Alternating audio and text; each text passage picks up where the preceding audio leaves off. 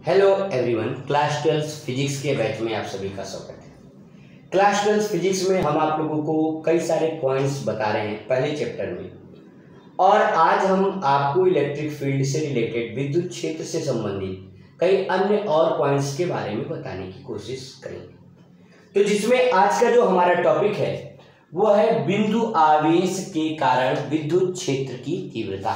ध्यान से सुनिए, टॉपिक का नाम है electric field intensity due two point charge.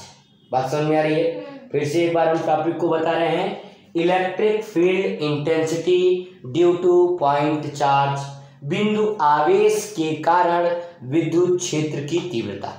हमने आपको पिछले वीडियो में विद्युत क्षेत्र के बारे में बताया था। हमने कहा था कि अगर कोई चार्ज है और उस चार्ज के चारों ओर एक फील्ड होती है, एक क्षेत्र होता है, जहां पे चार्ज के कारण आप अट्रैक्शन या रिपल्सन फोर्स को फील करते हो, आकर्षण व प्रतिकर्षण फोर्स का अनुभव करते हो। इसके अंतर्गत आज हम आपको बताने जा रहे हैं कि कोई बिंदु आवेश है और बिंदु आवेश के कारण विद्युत क्षेत्र की तीव्रता यानी कि electric field intensity due two point charge क्या होता है। हमने कहा इसके लिए हम एक चार्ज रख लेंगे।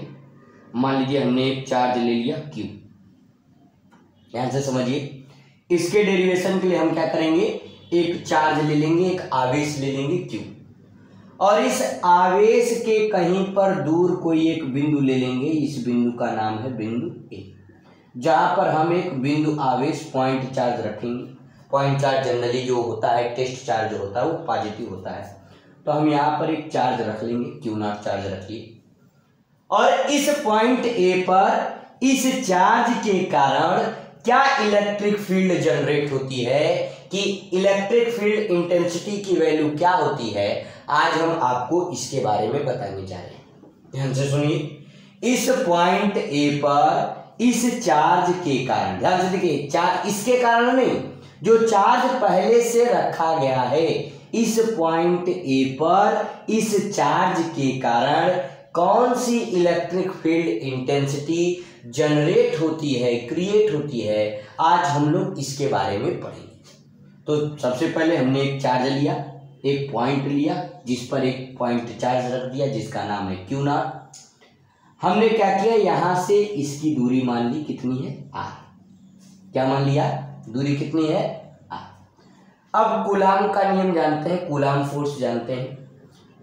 ये क्या कहता है, F बराबर 1/4 pi epsilon naught Q1 Q2 by R²।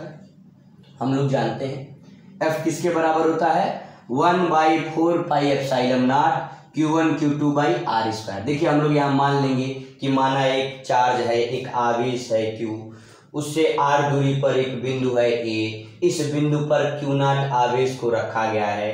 अतः कूलाम के नियम से यह चीज आप लिख लेंगे। कूलाम का नियम क्या कहता है, F बराबर 1/4 pi epsilon naught Q1 Q2 by R²। अब ध्यान दीजिए, 1/4 पाई एप्सिलॉन नॉट Q1 का वैल्यू, एक भाई एक ये चार्ज है, एक ये चार्ज है, तो एक Q1 होगा और एक Q2 होगा। तो Q1 की वैल्यू हमने क्या मान ली, Q, और Q2 की वैल्यू क्या मान ली, Q0, अपान इन दोनों के बीच की दूरी क्या है, R²। इन दोनों चार्ज के बीच का फोर्स निकाल लिया है हम लोगों ने कूलाम के नियम से। F बराबर 1/4 pi epsilon not Q0 by R²। यह इन दोनों चार्ज के बीच का फोर्स है। और इलेक्ट्रिक फील्ड इंटेंसिटी का फार्मूला पढ़े हुए हो, F बराबर Q0। जो चार्ज को मूव कराते ना वो रखते हैं। ध्यान दीजिए, इलेक्ट्रिक फील्ड इंटेंसिटी के फार्मूले में ये जो Q0 चार्ज रखते हैं, जिस चार्ज को हम मूव कराते, ये अंदर वाला चार्ज नहीं रखते, हमने वहां पर भी बताया था। इस अंदर वाले चार्ज के चारों तरफ इलेक्ट्रिक फील्ड होगा, और इस चारों तरफ जो इलेक्ट्रिक फील्ड होगा उसकी इंटेंसिटी पता करने के लिए हम लोग बाहर से एक चार्ज लेकर के आएंगे जिसका नाम है Q0। तो E बराबर F/Q0 हमने बताया था कि इलेक्ट्रिक फील्ड इंटेंसिटी एक तरीके का फोर्स ही है जो यूनिट पॉजिटिव टेस्ट चार्ज, मतलब बिंदु आवेश के ऊपर लगने वाला जो फोर्स है, उसी के बारे में हमने आपको बताया था। तो E बराबर F by Q naught, E equal to F का वैल्यू अपने निकाल ही लिया इक्वेशन 1 में, समीकरण 1 में। एफ की जगह पे क्या लिखेंगे, 1/4 epsilon naught Q naught by R square divided by Q naught. फिर से ध्यान दीजिए, क्यू नॉट ये ऊपर हो गया, 4 epsilon naught R square Q naught से क्यू नॉट आपका क्या हो गया, कैंसिल हो गया, और E बराबर आपका फार्मूला निकल के आया 1/4 epsilon naught Q by R square. ध्यान दीजिए ये फार्मूला बहुत ही इजी फार्मूला है। E बराबर जैसे फोर्स का फार्मूला क्या आता था, 1/4 epsilon naught Q1 Q2 by R square, उसी तरीके से E का फार्मूला भी आया है 1/4 epsilon naught Q by R square. फिर से एक बार बोलना है, Q बाई आर स्क्वायर।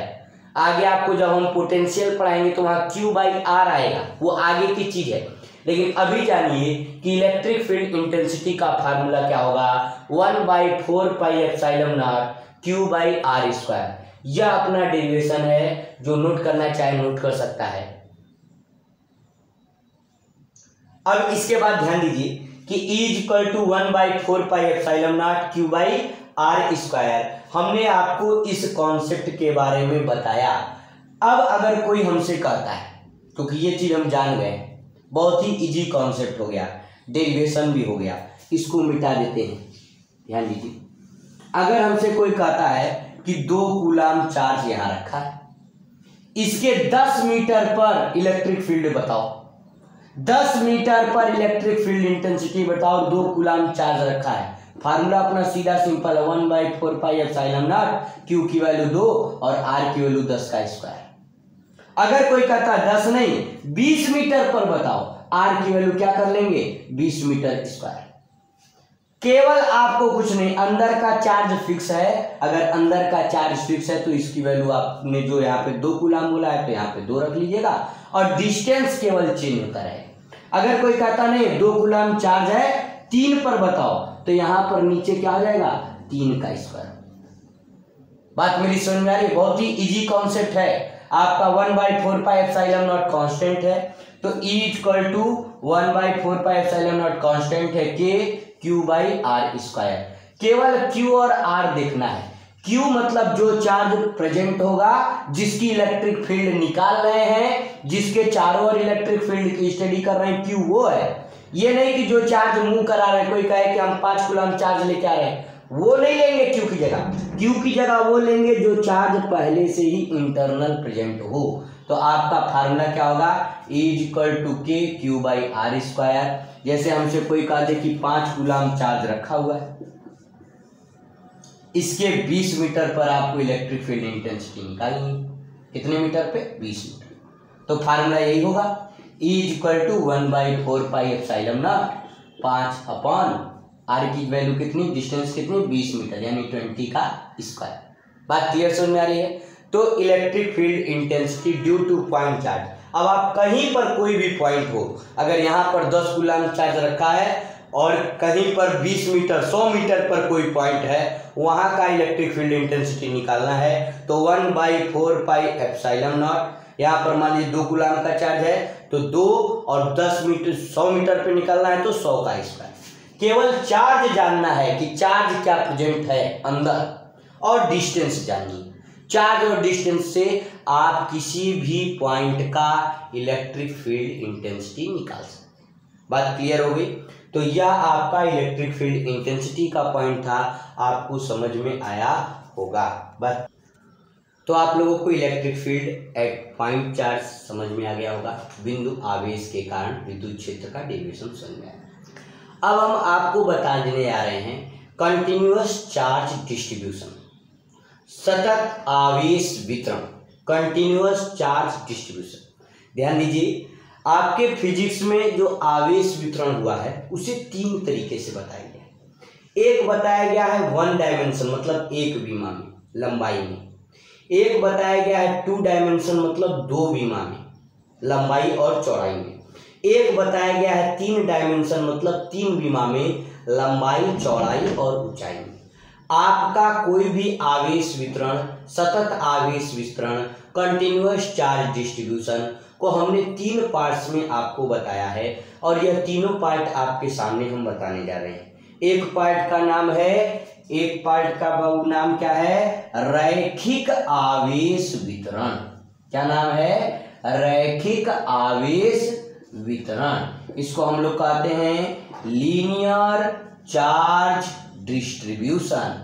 क्या कहते हैं? Linear charge distribution.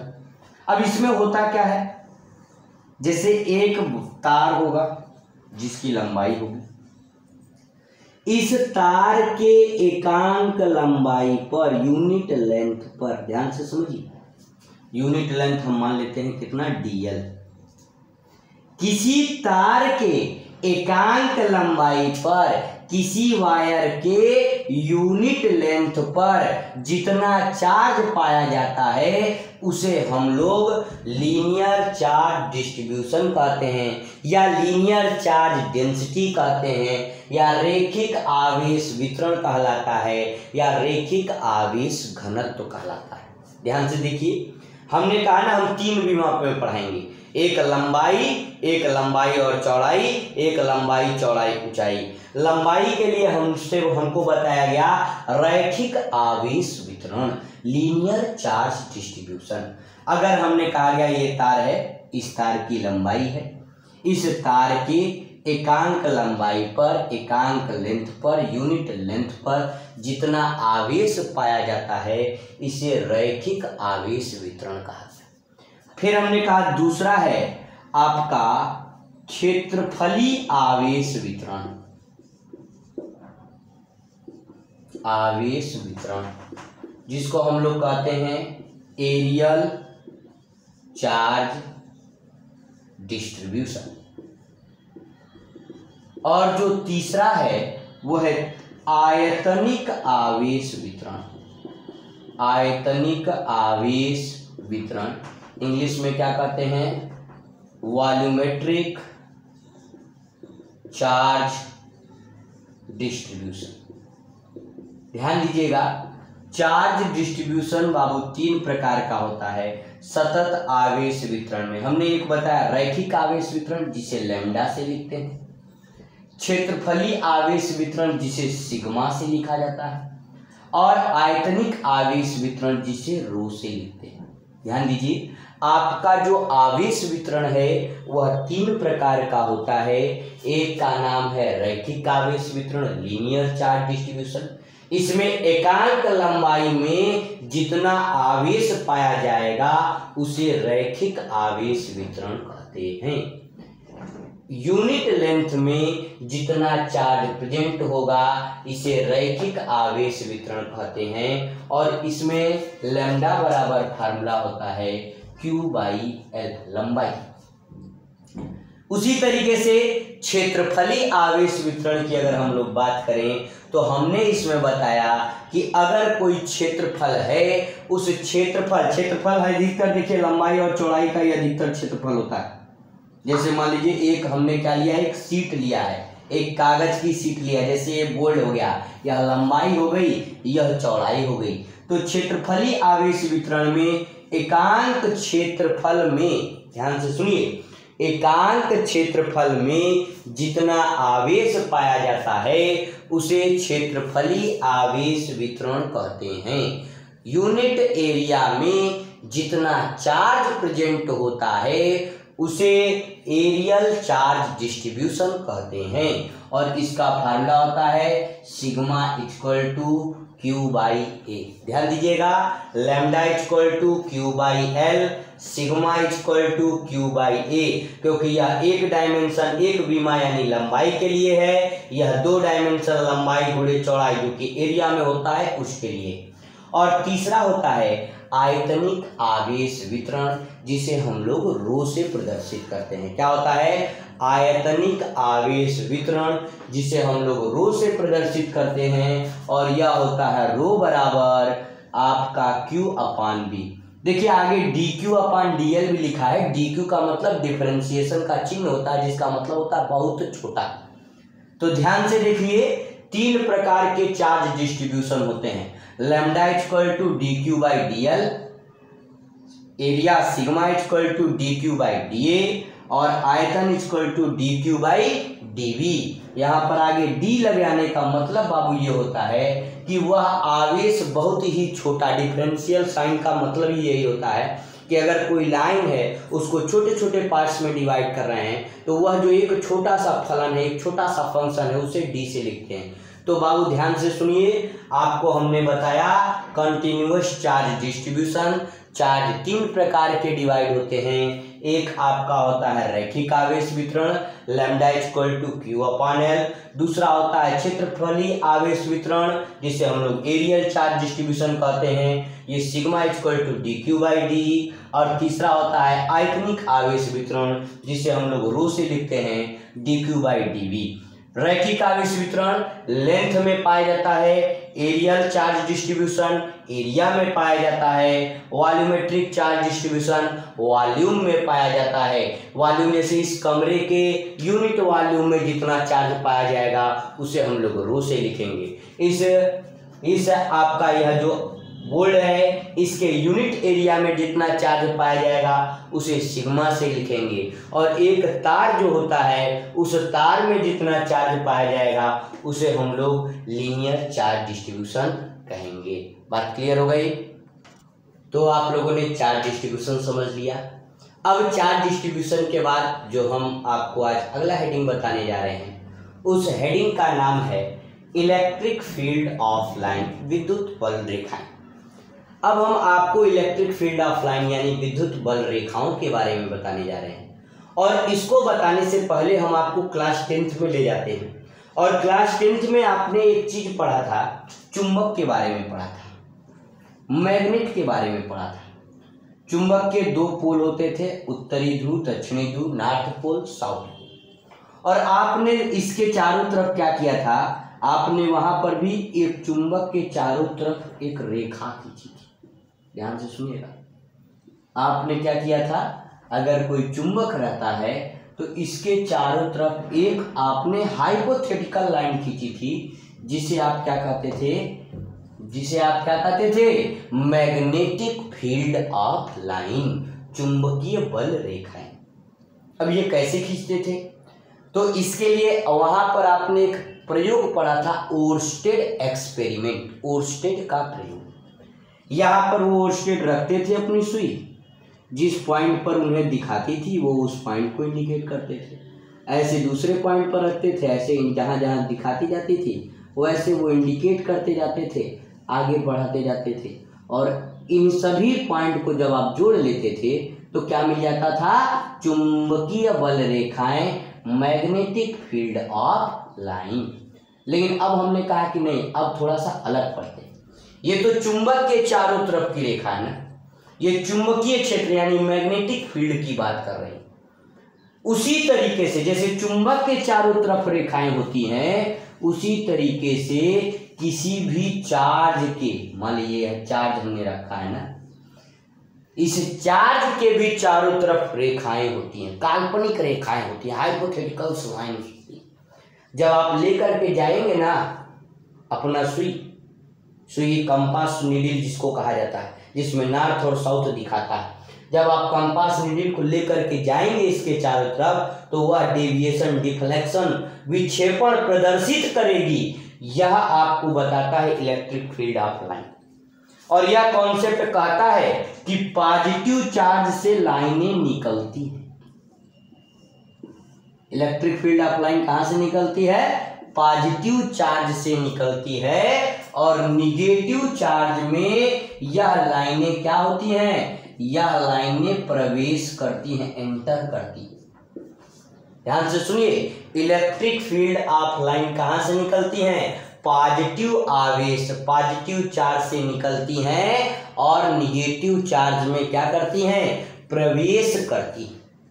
बात मेरी समझ में आ रही है? इलेक्ट्रिक फील्ड ऑफ लाइन क्या है, किसी चार्ज के चारों तरफ की लाइनें जो इलेक्ट्रिक फील्ड के डायरेक्शंस को बताती हैं, दिशा को बताती हैं, उन्हें विद्युत बल रेखा, इलेक्ट्रिक फील्ड ऑफ लाइंस कहते हैं।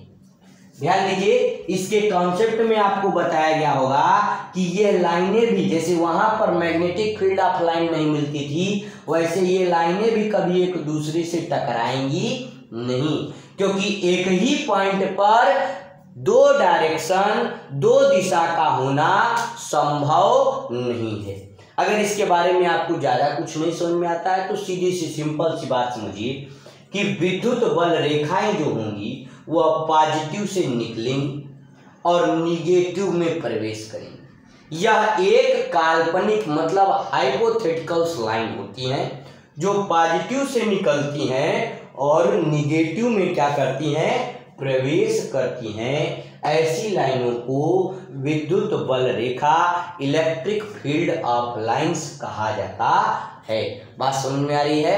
ऐसी रेखाओं को क्या कहते हैं, इलेक्ट्रिक फील्ड ऑफ लाइंस।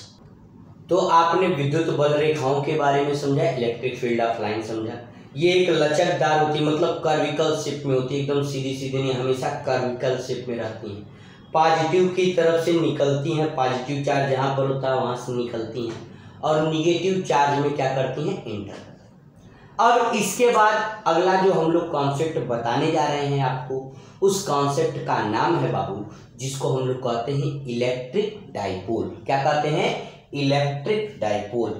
और इसी इलेक्ट्रिक डाइपोल से एक चीज बन करके आता है इलेक्ट्रिक डाइपोल मोमेंट, विद्युत द्विध्रुव आघूर्ण। अब आपसे पूछा जाता है कि वैद्युत द्विध्रुव किसे कहते हैं, इलेक्ट्रिक डाइपोल किसे कहते हैं। ध्यान से मेरी बात को सुनिएगा।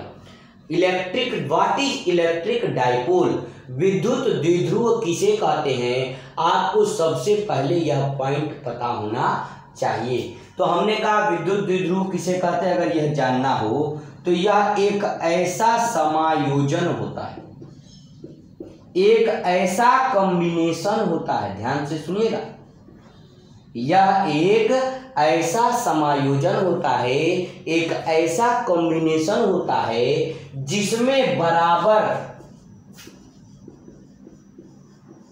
बराबर तथा विपरीत, इक्वल एंड अपोजिट आवेश चार्ज,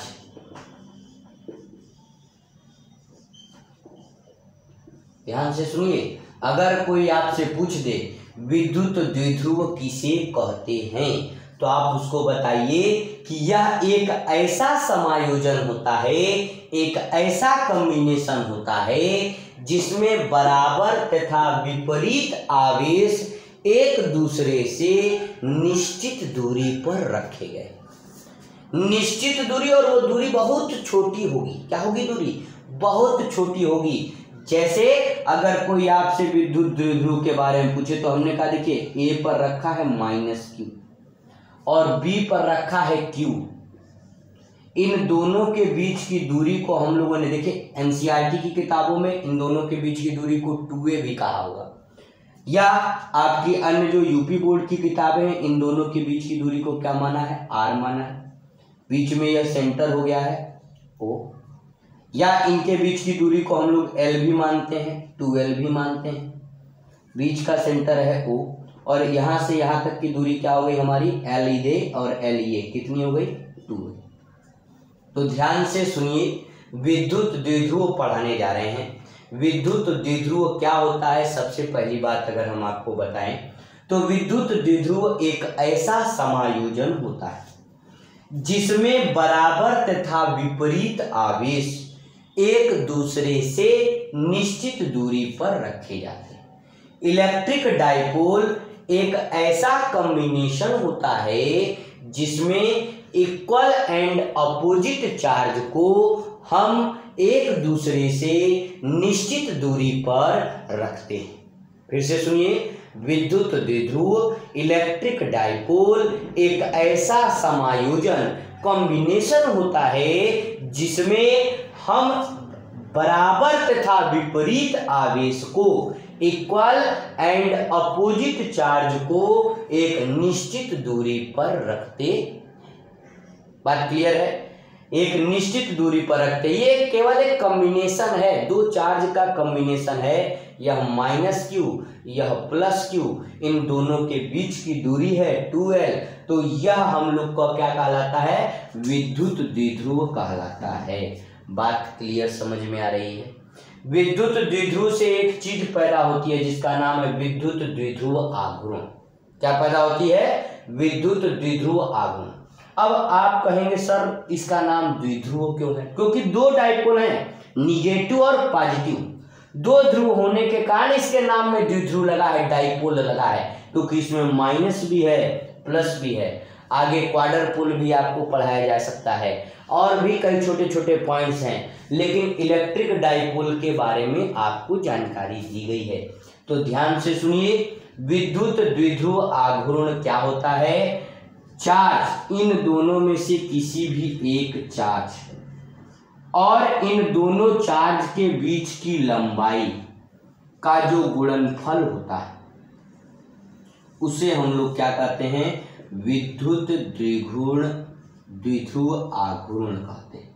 ध्यान से देखिए, चार्ज, दोनों चार्ज बराबर हैं, इक्वल और अपोजिट होगा वैल्यू। तो अगर ये +2 होगा तो ये -2 होगा, ये +4 होगा तो ये -4 होगा, ये -3 होगा तो ये -2 होगा। तो चार्ज और इनके बीच की दूरी का जो गुणनफल होता है इसे हम लोग विद्युत द्विध्रुव आघूर्ण कहते हैं, इलेक्ट्रिक डाइपोल मोमेंट कहते हैं। यह एक कैसी राशि होती है? यह एक वेक्टर राशि होती है, सदिश राशि होती है, और इसकी दिशा ऋणात्मक से धनात्मक की ओर, माइनस से प्लस की ओर होती है। तो अगर कोई आपसे पूछ दे कि विद्युत द्विध्रुव क्या है, तो कहिए यह एक ऐसा समायोजन है जिसमें बराबर तथा विपरीत आवेश को एक दूसरे से निश्चित दूरी पर रखते हैं, और निश्चित दूरी पर रखने के बाद भी इन दोनों के बीच में अलग अलग ध्रुव होने के कारण बल लगता है, और इस बल को विद्युत द्विध्रुव आघूर्ण कहते हैं, इलेक्ट्रिक डाइपोल मोमेंट कहते हैं। और इलेक्ट्रिक डाइपोल मोमेंट चार्ज और इन दोनों के बीच की दूरी के प्रोडक्ट के बराबर होता है। चार्ज और इनके बीच की दूरी का जो गुणनफल होता है उसे इलेक्ट्रिक डाइपोल मोमेंट कहते हैं, और यह एक वेक्टर यानी सदिश राशि है जिसकी दिशा ऋणात्मक से धनात्मक की तरफ होती है। बात क्लियर हो गई? समझ में आ गया? तो आज के लिए इतना ही, फिर हम लोग कल मिलेंगे। इस विद्युत द्विध्रुव के अलग अलग बिंदुओं पर हम लोग कल पता करेंगे कि इलेक्ट्रिक फील्ड इंटेंसिटी क्या होती है, जो कि डेरिवेशन आपके बोर्ड एग्जामिनेशन में अधिकतर आता भी है। तो आज के लिए इतना ही।